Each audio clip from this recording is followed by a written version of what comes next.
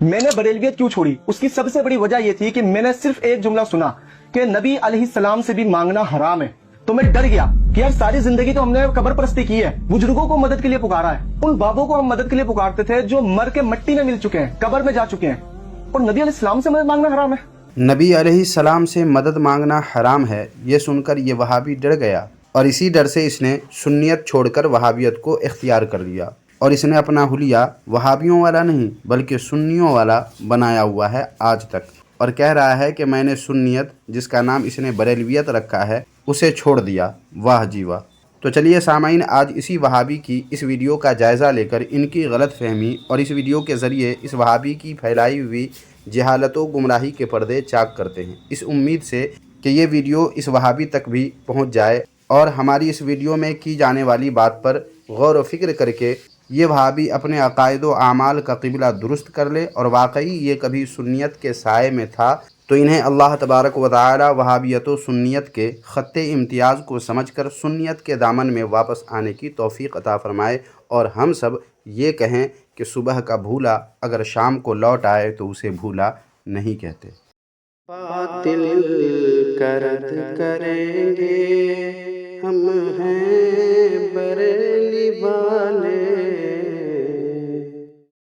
میں نے بریلویت کیوں چھوڑی؟ اس کی سب سے بڑی وجہ یہ تھی کہ میں نے صرف ایک جملہ سنا کہ نبی علیہ السلام سے بھی مانگنا حرام ہے، تو میں ڈر گیا کہ یار ساری زندگی تو ہم نے قبر پرستی کی ہے، بزرگوں کو مدد کے لیے پکارا ہے، ان بابوں کو ہم مدد کے لیے پکارتے تھے جو مر کے مٹی میں مل چکے ہیں، قبر میں جا چکے ہیں،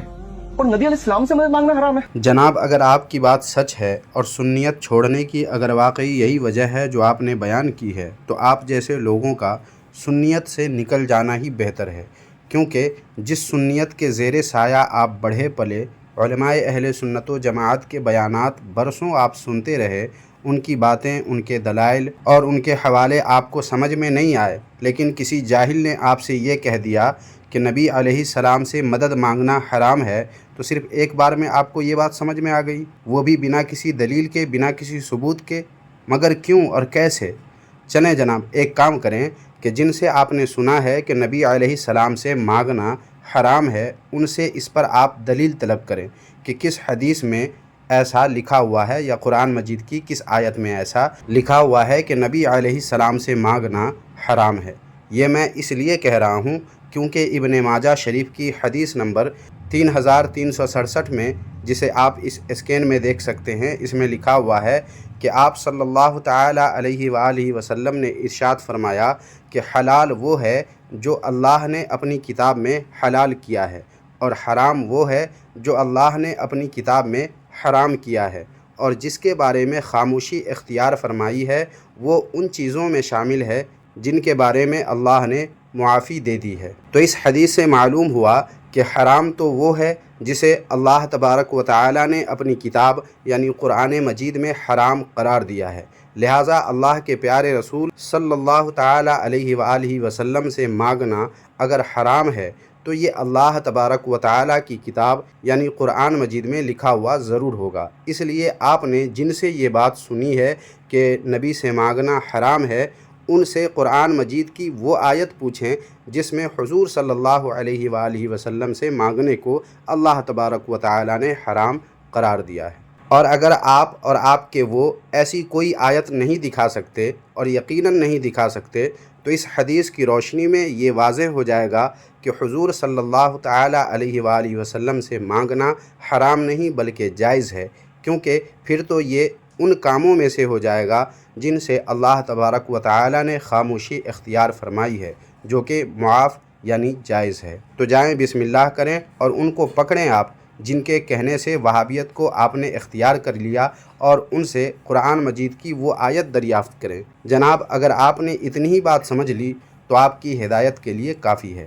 بشرطے کہ ختم اللہ علی قلوبہم وعلی سمعہم وعلی ابصارہم غشاوہ سے آپ بچے ہوں۔ پھر جناب، آپ نے کہا کہ ساری زندگی تو ہم نے قبر پرستی کی ہے۔ اگر آپ اپنے قول میں سچے ہیں تو سب سے پہلے آپ کو یہ بتانا ہوگا کہ قبر پرستی آپ نے کس کے کہنے پر کی ہے، اور کس سنی عالم نے قبر پرستی کی ترغیب یا تعلیم آپ کو یا اپنی کسی محفل میں کسی کو دی ہے،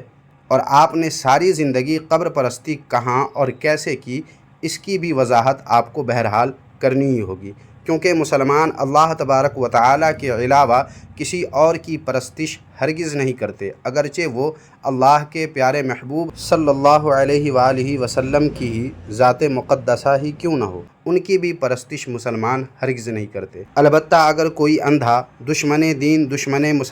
مسلمانوں کے اظہار غلامی اور اظہار عشق جو حضور سرور کونین صلی اللہ علیہ وآلہ وسلم یا دیگر محبوبان خدا اولیاء اللہ سے کرتے ہیں، ان کو پرستش کا نام دے کر مسلمانوں کو بدنام کرے تو وہ الگ بات ہے، جسے کوئی بھی عقلمند اور ذی شعور صحیح نہیں کہہ سکتا۔ تاہم اس پر بھی اسے دلیل پیش کرنی ہوگی کہ کس دلیل سے مسلمانوں کا اللہ والوں سے اظہار عشق کرنا پرستش کہلائے گا۔ پھر جناب آپ نے بزرگوں بابوں کو مر کر مٹی میں ملنے کی بات کی ہے، جن کو آپ بقول اپنے مدد کے لیے پکارتے تھے۔ تو سب سے پہلے آپ یہ بتائیں کہ بزرگ یعنی اللہ والے مر کر مٹی میں مل گئے، یہ کس حدیث یا قرآن مجید کی کس آیت سے ثابت ہوتا ہے؟ آخر بدتمیزی کی بھی کوئی حد ہوتی ہے؟ آپ کے والد صاحب کا اگر انتقال ہو جائے اور انتقال کے 6 ماہ سال بھر سے زائد گزر جائے اور کوئی آپ سے کہے کہ آپ کے والد صاحب مر کر مٹی میں مل گئے، تو انصاف سے بتائیں آپ کو یہ برا لگے گا یا نہیں لگے گا؟ اگر والد صاحب سے آپ کو محبت ہوگی تو ضرور یہ بات بری لگے گی۔ کیوں؟ کیونکہ اس نے بات ہی ایسی کی ہے۔ جناب یوں اپنے سے بڑوں کے لیے مر کر مٹی میں ملنا بتانا کسی بھی عقلمند کے نزدیک، خواہ وہ گاؤں کا ان پڑھ گوار ہی کیوں نہ ہو، ان کے نزدیک یہ بے ادبی بلکہ بدتمیزی کہلائے گا۔ مگر آپ لوگ یعنی وہابی لوگ شیطانی توحید کے نشے میں ایسے مدمست ہو جاتے ہیں کہ شیطان بھی آپ لوگوں کی شاگردی میں آ جائے۔ پھر آپ نے ان بزرگوں سے مانگنے کی بات کی، تو آپ یہ بتائیں کہ کس سنی عالم نے اپنے بیان یا اپنی کسی تحریر میں بزرگوں سے مانگنے کی تعلیم و ترغیب دی یا تاکید کی ہے جو آپ مانگتے رہے؟ کسی سنی عالم نے آپ کو اس بات کی ترغیب دی، اس بات کی تاکید کی کہ آپ جا کر کے اللہ والوں سے مانگیں؟ اگر نہیں کی، اور یقیناً نہیں کی ہے کسی بھی عالم نے، تو پھر آپ اپنے غلط کارناموں سے سنیت کو بدنام کیوں کر رہے ہیں؟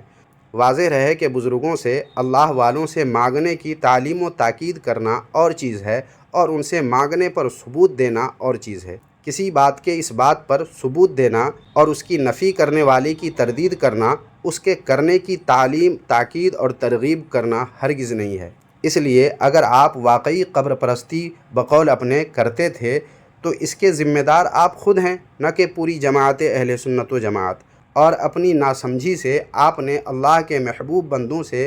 مانگنے پر علماء کرام نے جو ثبوت دیے ہیں، ان سے آپ نے تاکید و ترغیب سمجھ کر اللہ تعالیٰ کے بجائے اللہ کے محبوب بندوں سے ہی مانگتے رہے، تو یہ آپ کی اپنی بدفہمی ہے۔ اس سے پوری جماعت پر اعتراض کرنا یہ پرلے درجے کی حماقت نہیں تو پھر اور کیا ہے؟ اور نبی علیہ السلام سے مدد مانگنا حرام ہے؟ تو میں تحقیق میں لگ گیا، اور جب قرآن کی آیات میرے سامنے آئی تو میرا ذہن کھلتا چلے گیا کہ اللہ تعالیٰ فرما رہا ہے کہ جنہیں تم اللہ کے سوا پکارتے ہو وہ تو مردہ ہے، بے جان ہے، انہیں تو یہ نہیں پتا کہ اٹھائے کب جائیں گے۔ جنہیں تم اللہ کے سوا پکار رہے ہو وہ تو کھجور کی گٹھلی کے برابر بھی کسی چیز کے مالک نہیں ہے، کہ قرآن کہہ رہا ہے کہ جنہیں تم اللہ کے سوا پکار رہے ہو وہ تو ایک مکھی بھی نہیں بنا سکتے۔ جب میں نے قرآن کو سمجھ کے پڑھا تو سمجھ میں آیا کہ ان لوگوں نے تو ہمیں کہیں اور ہی لگایا ہوا تھا۔ یہ لوگ اپنی آخرت تو برباد کر رہے ہیں، ساتھ میں ہماری بھی آخرت برباد کرنے میں لگے ہوئے ہیں۔ اور اب مجھے غصہ بھی آتا ہے اور خوشی بھی ہوتی ہے۔ غصہ اس اعتبار سے آتا ہے کہ جہاں ان لوگوں نے مجھے لگایا ہوا تھا قبر پرستی میں، اللہ کو چھوڑ کر دوسروں سے مدد مانگنے میں،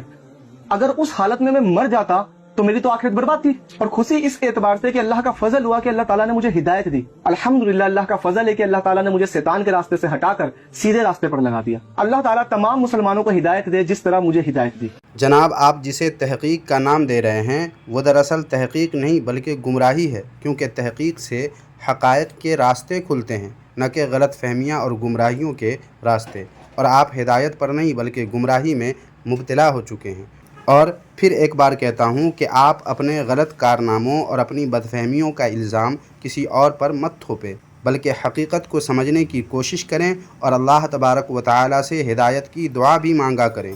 اور قرآن مجید اور احادیث مبارکہ کو سمجھنے کے لیے علماء کرام کی رہنمائی حاصل کریں، نہ کہ کسی انگریز صورت وہابی کے کہنے پر اللہ والوں اور مسلمانوں کو برا بھلا کہنے کے لیے قرآن مجید کا اور احادیث مبارکہ کا من مانا ترجمہ کر کے کچھ بھی کسی پر الزام لگا کر نکل جائیں۔ جناب آپ جسے تحقیق کہہ رہے ہیں وہ تحقیق اس لیے نہیں کہ آپ نے قرآن مجید کی جتنی بھی آیتوں کا ترجمہ اس ویڈیو میں پیش کیا ہے اور جن کے اسکرین شاٹ آپ نے لگائے ہیں اپنی ویڈیو میں، ان میں سے ایک بھی آیت اللہ والوں کے متعلق نہیں، بلکہ وہ تمام کی تمام آیتیں بتوں کے متعلق ہے۔ ان آیتوں میں قبر والوں کے متعلق وہ باتیں کہی گئی ہیں، ایسا آپ کا سمجھنا اور سمجھانا تحقیق نہیں بلکہ گمراہی ہے، اور وہ آیتیں بتوں کے متعلق ہیں، مگر آپ نے اپنی وہابیت کے نشے میں ان آیتوں کو اللہ والوں پر فٹ کر دیا، حالانکہ قرآن مجید اور احادیث نبویہ میں جا بجا اللہ اور اس کے رسول صلی اللہ علیہ وآلہ وسلم نے نیک بندوں یعنی اللہ والوں کی تعریفیں، ان کے بلند مقامات اور ان کے درجات اور ان کی شان بیان فرمائی ہیں۔ تو بھلا آپ کے پاس اگر واقعی عقل ہے تو اس کا استعمال کریں اور سوچیں کہ جن آیتوں کے ترجمے آپ نے اس ویڈیو میں پیش کیے ہیں وہ آیتیں اللہ والوں کے متعلق کیسے ہو سکتی ہیں؟ اللہ والوں کی شان تو خود اللہ اور اس کے رسول صلی اللہ علیہ وآلہ وسلم نے قرآن و احادیث میں بیان فرمائی۔ لہٰذا ہوش کے ناخن لیں اور لوگوں میں انوکھا اور سب سے الگ بننے کے چکر میں دین و شریعت اور قرآن و احادیث کے ساتھ کھلواڑ نہ کریں، بلکہ صحیح سے بات کو سمجھیں اور قرآن و احادیث کو صحیح سے سمجھنے کی کوشش کریں تاکہ آپ کو ہدایت کی روشنی ملے، مگر آپ تو ہدایت کی روشنی چھوڑ کر گمراہیت کے اندھیرے اور ظلمت کدے کے مسافر بن چکے ہیں۔ چلیں ایک حدیث پیش کرتا ہوں اللہ والوں کی شان میں، دیکھیں کیا شان ہے اللہ والوں کی۔ دیکھیں آپ کے سامنے پیش ہے مشکات شریف کی حدیث نمبر 6277 کا یہ اسکین۔ دیکھیں اس حدیث شریف میں رسول کریم صلی اللہ تعالی علیہ وآلہ وسلم ارشاد فرماتے ہیں کہ ابدال یعنی اللہ والوں کی ایک مخصوص جماعت کی وجہ سے بارش ہوتی ہے، ان کے ذریعے دشمنوں سے بدلہ لیا جاتا ہے اور ان کی وجہ سے اللہ تبارک و تعالی عذاب دور کرتا ہے۔ یہ ہے اللہ والوں کی شان، مگر آپ ان اللہ والوں کی شان گھٹانے کے لیے جو باتیں بتوں کے بارے میں کہی گئی ہیں ان کو ان اللہ والوں پر فٹ کرنے کا جرم عظیم کر کے ان اللہ والوں پر ظلم عظیم کر رہے ہیں۔ ابھی احادیث ان اللہ والوں کی شان میں اور بھی کئی ساری ہیں جنہیں انشاءاللہ تبارک و تعالی مزید کسی موقع سے پیش کروں گا، مگر آپ کے لیے بشرطے کہ آپ بات کو سمجھنا چاہیں آج کی یہ ویڈیو ہی کافی ہے۔ باقی سامعین آپ کو یہ ویڈیو کیسی لگی کمنٹ باکس میں ہمیں ضرور بتائیں، اور ویڈیو کو لائک کر کے اس ویڈیو کو بھی جتنا شیئر کر سکتے ہیں کر دیجئے تاکہ لوگ وہابیت سے اپنی حفاظت کر سکیں۔ جزاک اللہ خیرہ۔